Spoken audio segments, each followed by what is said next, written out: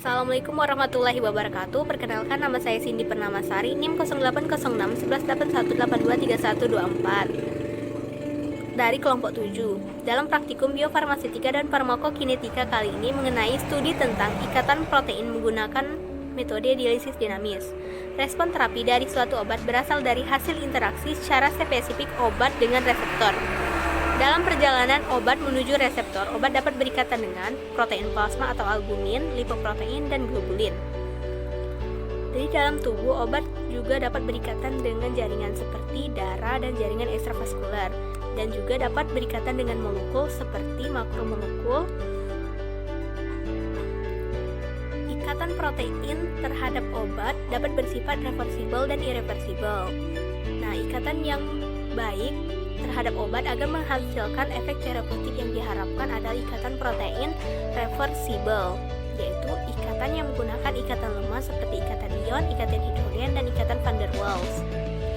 Di dalam tubuh, ikatan protein dapat mempengaruhi: pertama, protein dapat memfasilitasi distribusi obat di dalam tubuh.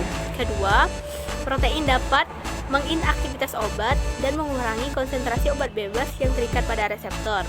Dan yang ketiga, protein dapat menghambat proses sekresi obat. Keempat, interaksi obat dapat mempengaruhi: pertama, perubahan hormon, kedua, perubahan konfigurasional protein, dan yang ketiga, pembentukan dari kompleks protein itu sendiri. Macam-macam metode yang dapat digunakan: pertama, metode dialisis equilibrium, kedua, metode dialisis dinamis, ketiga, ultrafiltrasi, keempat, elektroforesis. Dalam praktikum kali ini menggunakan metode dialisis dinamis. Metode dialisis dinamis menggunakan dinamika aliran untuk meningkatkan laju dan efisiensi dialisis dengan cara mengedarkan sampel atau dialisis sehingga menimbulkan kemungkinan gradien konsentrasi meningkat secara signifikan sehingga mengurangi waktu dialisis. Assalamualaikum warahmatullahi wabarakatuh. Perkenalkan, nama saya Dunia dari kelompok 7 dengan NIM 0806 11812322. Adapun tujuan dari praktikum biofarmasetika dan farmakokinetika kali ini, yang pertama, untuk mengetahui pengaruh ikatan protein terhadap distribusi obat melalui metode dialisis dinamis. Yang kedua, mengetahui tahapan dari metode dialisis dinamis untuk memeriksa ikatan protein dan obat. Yang ketiga, mengetahui perbedaan distribusi obat pada media serum dan plasma darah. Adapun alat dan bahan yang akan kita gunakan pada praktikum kali ini, yang pertama, alat spektrofotometer UV, magnetic stirrer, dan alat dialisis dinamis. Adapun bahan yang digunakan pada praktikum kali ini, yang pertama, tetrasiklin 100 ml, plasma darah 1 ml, serum darah 1 ml, ersulin 100 ml, dan membran telur 1 buah. Prosedur kerja. 1. Pembuatan kalibrasi tetrasiklin. Persiapan larutan standar. 1. Timbang tetrasiklin 100 mg, lalu larutkan dalam 100 ml aqueous dan diambil 10 ml larutan, lalu diencerkan sampai dengan 100 ml. Untuk persiapan larutan, 1. Pipet larutan standar 0,2, 0,4, 0,6, 0,8, 1 dan 1,5 ml ke dalam labu ukur 10 ml. Lalu diatur volume untuk mendapatkan konsentrasi sekitar 2-15 mikrogram per mili. Lalu untuk pengukuran absorbansi larutan standar dilakukan pada panjang gelombang 360 nanometer menggunakan spektrofotometri UV phase. Lalu ukur absorbansi air sebagai blanko dan dibuat plot grafik. Dan juga diukur interceptnya.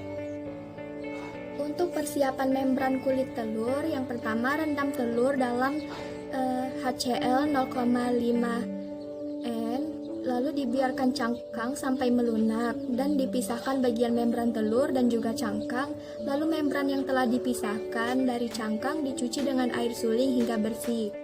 Studi ikatan protein dengan tetrasiklin. Yang pertama, membran telur diikat pada salah satu ujung silinder kaca terbuka sebagai kompartemen protein. Lalu gunakan beker gelas 25 ml dan isi dengan 20 ml aqueous. Lalu tempatkan obat ke dalam tabung dan dicelupkan ke dalam beker gas. Lalu aduk menggunakan magnetic stirrer dan ukur absorbansi tetrasiklin pada interval 5, 10, 15, 30, 60, dan juga 90 menit. Lalu diukur juga absorbansi plasma darah dengan interval yang sama, dan diukur juga absorbansi serum darah dengan interval yang sama pula. Lalu dibuat plot grafik antara persen pelepasan obat terhadap waktu. Setelah kita melakukan praktikum kali ini, ada beberapa pertanyaan yang akan kita jawab. Pertama, jelaskan mengapa membran telur dan tetrasiklin digunakan pada percobaan kali ini. Jawabannya, membran telur dan tetrasiklin kali ini digunakan sebagai kompartemen protein, sedangkan tetrasiklin digunakan sebagai obat yang akan berikatan dengan protein. Hal ini dikarenakan mekanisme dari kerja tetrasiklin ialah berikatan dengan protein. Bahan yang dapat digunakan untuk mengganti membran telur ialah membran selofan. Yang kedua, apa fungsi HCl pada praktikum kali ini? Jawabannya, fungsi HCl ialah untuk memisahkan membran telur dari cangkangnya. Karena cangkang telur merupakan senyawa kalsium karbonat, sehingga apabila terkena zat asam akan bereaksi menghasilkan garam dan air dan juga karbon dioksida. Pertanyaan ketiga, jelaskan pengaruh ikatan obat dengan protein terhadap difusi obat tersebut. Jawabannya, pengaruh ikatan obat dengan protein terhadap difusi obat yaitu pengikatan obat pada yang terdapat pada ikatan protein dengan obat dalam tubuh, mempengaruhi kerja dengan mempermudah distribusi obat tubuh, menonaktifkan obat dengan memberi kemungkinan konsentrasi obat yang bebas untuk berkembang pada reseptor, mempengaruhi lama kerja suatu obat, dan menurunkan ekskresi suatu obat. Pertanyaan terakhir, selain albumin, protein apa saja yang terdapat di dalam darah? Apakah protein terkandung di dalam darah sama dengan protein yang terkandung dalam telur? Jawabannya, protein dalam darah selain albumin yaitu globulin dan fibrinogen. Kandungan protein pada membran telur dan pada manusia tidak semuanya sama, yang sama hanya opalbumin saja. Itulah penjelasan dari saya. Terima kasih atas perhatiannya. Wassalamualaikum warahmatullahi wabarakatuh.